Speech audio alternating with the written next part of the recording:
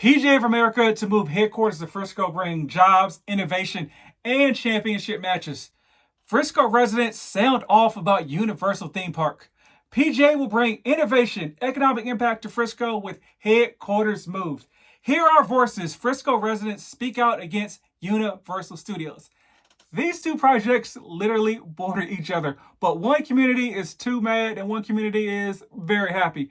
Here's the thing, when you buy a new construction property, there's going to be open land next to you, and you have literally no control over what happens because you don't own it.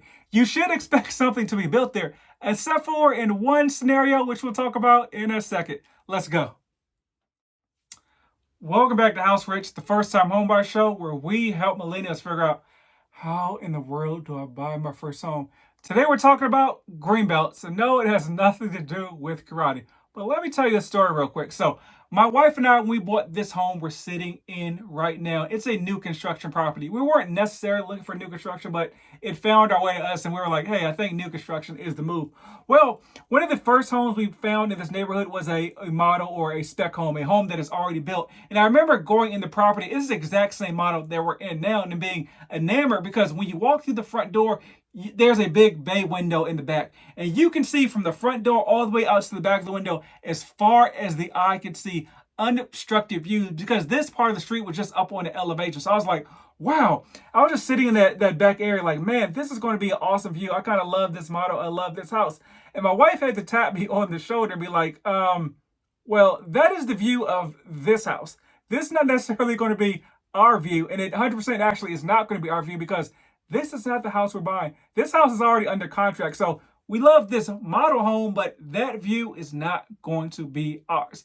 That's what you need to understand when you're buying new construction property. The view you see now will change. Think about it. You're paying $400,000, $500,000 for a 50-foot lot. Do you think that the developer is going to leave all the open land behind you just open for your viewing pleasure? No. Why in the world would they do that? So here's what you need to understand when you're buying a new construction property. What the property around you is zoned for. It will be broken down into three things. It'll most likely be residential because it's in the neighborhood you're purchasing the property. On the outskirts of the neighborhood, it may be commercial, meaning there may be stuff like apartments, grocery stores, other businesses, or it may be number three, mixed use, meaning it'll be maybe residential and commercial. And what you really want to find out is who owns that property, especially if it's commercial, because if it's commercial, they may do anything with it. But if the builder or like the developer owns the property, most likely, they're going to turn it into a commercial space, but most likely they're going to do something with it to enhance the value of the neighborhood around it. Oh, and actually I forgot the last classification, which is number 4, the topic of the day, greenbelts. But if you're on the outskirts of the neighborhood, meaning that you're at the edge of the residential area, please understand what commercial or mixed development could mean. It could mean they plop down an apartment building right in your backyard, essentially. And that's what a lot of these master plan communities are doing. The whole goal is to build a community that you never have to leave. So it's like, okay, you're starting off your life journey. Okay, you get an apartment that's in the community. You get a little bit more financially stable. You're like, okay, I'm in the community, they're apartments. Well, let me just I like the area. Let me move into these residential units that are behind me. And also typically in these same neighborhoods, they are like over 55 plus communities. So you can move into those communities too. You never have to leave the area. And you may be thinking, man, apartments, they suck. They bring down the value of the neighborhood. So honestly, they do a little bit, but the whole goal is that if you're a person in an apartment that's looking to transition into a home,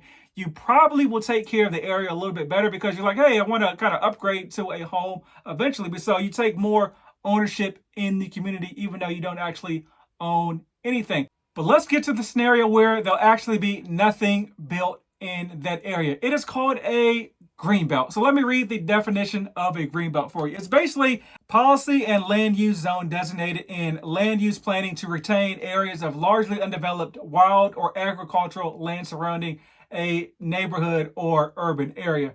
A greenbelt is an invisible line designating a border around a certain area, preventing development of that area, allowing wildlife to return and be established. So there are a couple reasons that green belts get set up. So as I mentioned, there's like wildlife. It wants to be a designated area for just stuff to look good, right?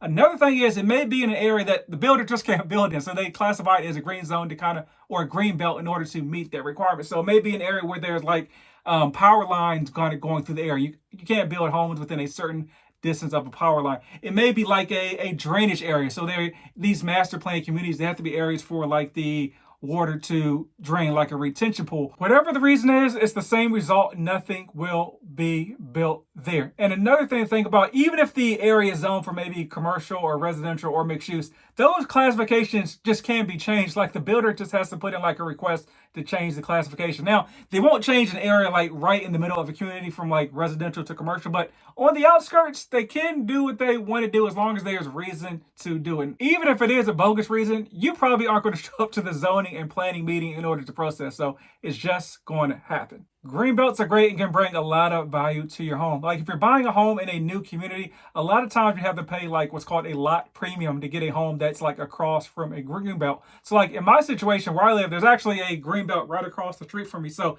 it's great because I have no neighbors across the street from me.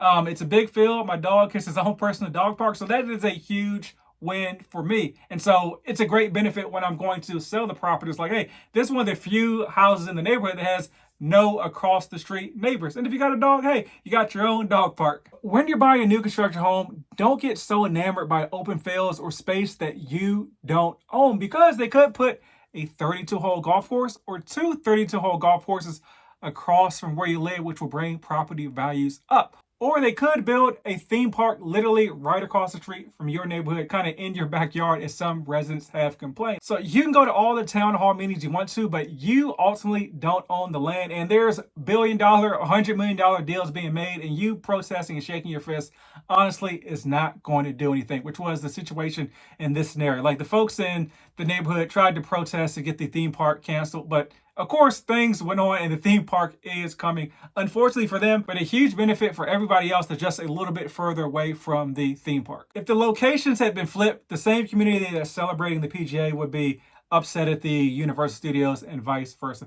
That just is what it is. It's a roll of the dice with new construction. Who knows what'll be built there? I've been in my community for 6 years and they had a huge open space. And so one thing they built was, of course, they built an apartment complex. They built a storage facility. Those were the first two things they built. And I was like, oh, this sucks. This brings no value to the community. Since then, they built a Starbucks. Not really my thing, but folks like Starbucks. They're building some other restaurants in front of the community. And hopefully at some point bring a grocery store to the community as well, which will make property values go like this. But if they don't bring it, I'll be disappointed, but I won't be upset because I know there's no promises, because I don't own the land, so I don't dictate what will be built there. So your takeaway from this episode is, if you see a big open field or plot of land near where you're buying your home, figure out what it's zoned for. Specifically ask the builder if they say nothing will be built there.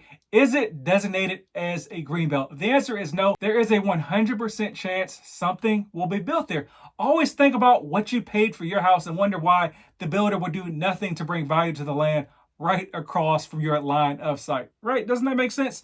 Well, if you're looking to buy a home here in the Dallas area and have questions about greenbelt, reach out to me, or in any 50 states, I can help you with my national referral network. But as always, buy land. Rumor has it they're not making any more.